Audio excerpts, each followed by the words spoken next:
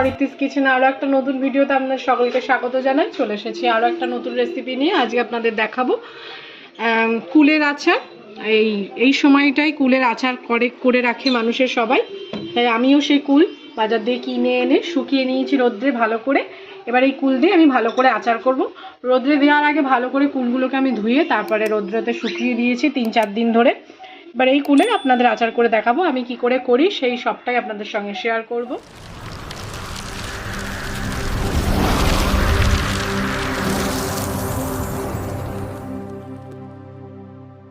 যে বোটাগুলো সেগুলোকে আমরা ছাড়িয়ে নিচ্ছি।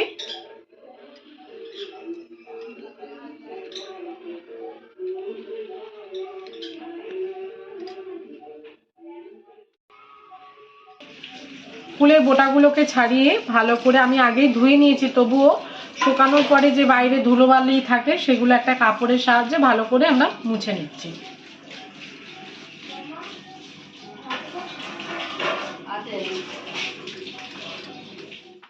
সুতির কাপড় দিয়ে প্রত্যেকটা কুল আমরা ভালো করে পরিষ্কার করে নিয়েছি। এবার আমরা কুলের আচারের রেসিপি শুরু করছি।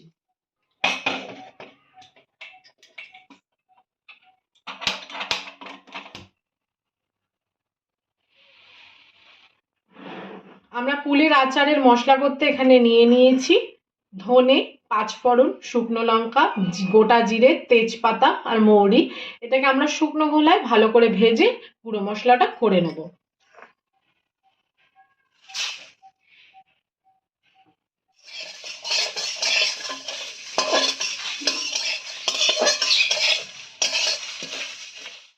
আমরা শুকনো খোলায় সুন্দর করে মশলাটাকে ভেজে নিয়েছি। এবার এটাকে আমরা গুঁড়ো করে নেব। আমরা মশলাটা ঠান্ডা করে তারপরে গুঁড়ো করে নেব। ততক্ষণ আমরা কড়াইটা আমাদের গরমই আছে, এটা আমরা দিয়ে দিচ্ছি সর্ষের তেল।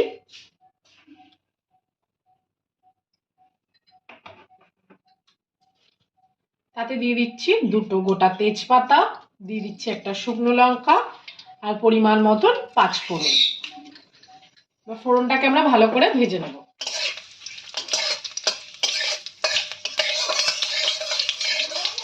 ফোড়নটা আমাদের ভালো করে ভাজা হয়ে গেছে।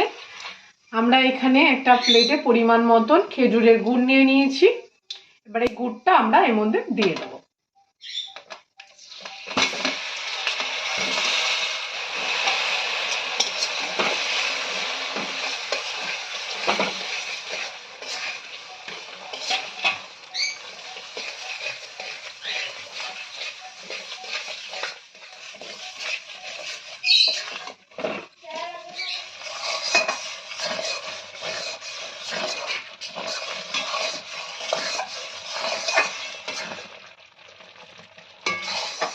গুড়টা আমরা সুন্দর করে পরিমাণ মতন পাক দিয়ে নিয়েছি। এবার আমরা রোদে শুকানো কুলগুলো এর মধ্যে দিয়ে দিচ্ছি।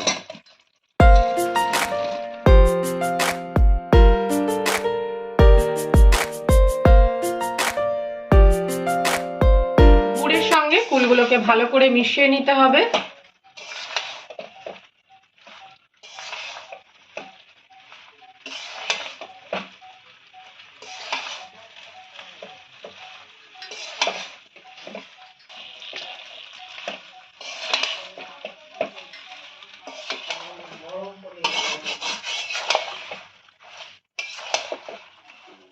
এবার এতে আমরা পরিমাণ মতো লবণ দিয়ে দিচ্ছি।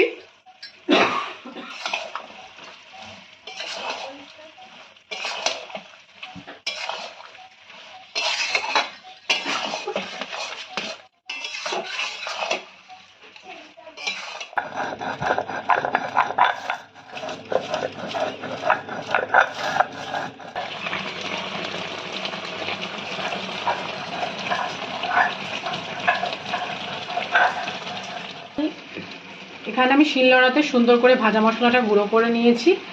এখন আমি কিছুটা অর্ধেক ভাজা মশলা দিচ্ছি।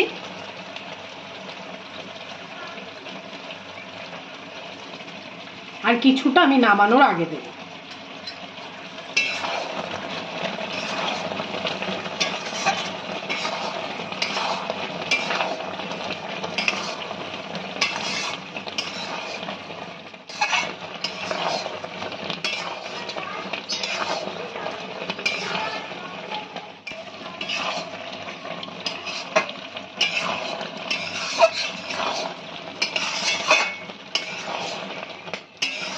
বন্ধুরা প্রায় আমাদের কুলের আচার হয়ে এসেছে।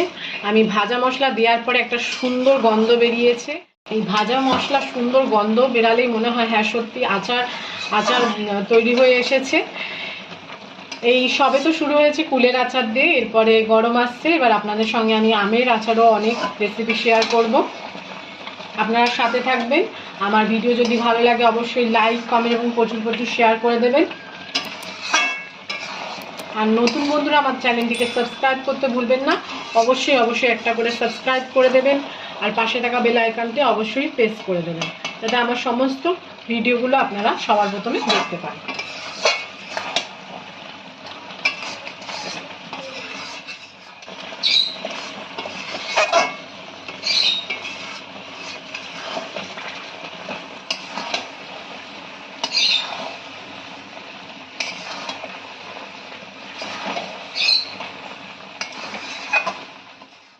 তৈরি হয়ে গেছে আমার কুলের আচার।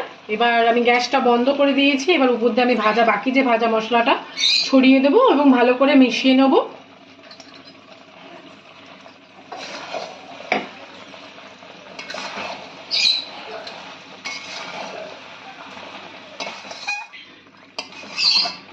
আমরা বাকি যে ভাজা মশলাটা দিয়েও ভালো করে মিশিয়ে নিয়েছি। এবার আমরা একটা ঠান্ডা করে একটা পাত্রে ভালো করে ঠান্ডা করে নেবো, তারপরে কাচের বয়মে ভরে রাখবো। কাচের বয়মে ভরে রাখলে কি হবে, আচারটা অনেক দিন টেকসই হবে। এবং যদি প্লাস্টিকের বোতলে রাখতে চান সেটা একদমই উচিত নয়। যতটা সম্ভব পারবেন যে কাচের বয়মে রাখার চেষ্টা করবেন। এবং সবসময় এই আচারটাকে একটু গরমের দিনে রোদটা খাওয়াবেন, তাহলে আচার আপনারা 1 বছর রেখেও খেতে পারবেন। আমি একটা পাত্রে তুলে নিচ্ছি, তুলে ভালো করে ঠান্ডা করে নেব। তারপরে আমি ঠান্ডা হওয়ার পরে কাচের বয়মের ভিতরে আমি ঢুকিয়ে দেবো, তাহলে আমার আচারটা 1 বছর সুন্দরভাবে থাকবে। সম্পূর্ণ ভিডিওটা দেখার জন্য সকলকে জানাই ধন্যবাদ। সবাই ভালো থাকবেন, সুস্থ থাকবেন। দেখা হবে নেক্সট ভিডিওতে।